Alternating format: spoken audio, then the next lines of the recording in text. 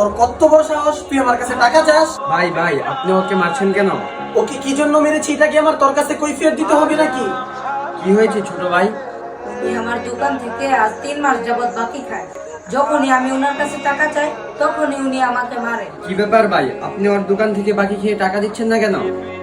আমি ওর দোকান থেকে বাকি খেয়ে টাকা দেবো কি দেবো না এটা আমার পার্সোনাল ব্যাপার। এখানে নাক গলানোর তুই কে? দেখ, তুই এখানে ঝামেলা করিস না, যা এখান থেকে। আর তুই ভালো হয়ে যা বলছি। আরে এই মানি ব্যাগটা তো হাসান ভাইয়ের, এর ভিতর তো অনেক টাকা। যাই এই মানি ব্যাগটা ওনাকে দিয়ে আসি।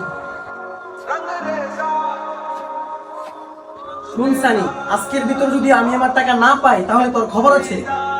ভাই তোর এত বড় সাহস, তুই টাকা চাওয়ার জন্য আমার বাড়ির সামনে চলে এসেছিস?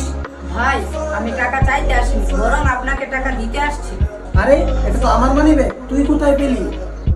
ভাই, এটা আপনি আমার দোকানের সামনে ফালায় রেখে আসছিলেন। ছোট ভাই, এটার মধ্যে তো অনেক টাকা ছিল, চাইলে তো তুমি নিতে পারতে, নিলে না কেন? ভাই, আমার মা বলেছে পড়ে থাকা জিনিস কোনো সময় নিতে হয় না। ছোট ভাই, এই নাও 500 টাকা, তুমি রাখো। না ভাই, আপনার টাকা আপনার কাছে রাখেন। আমরা গরিব হতে পারি কিন্তু ফকির না।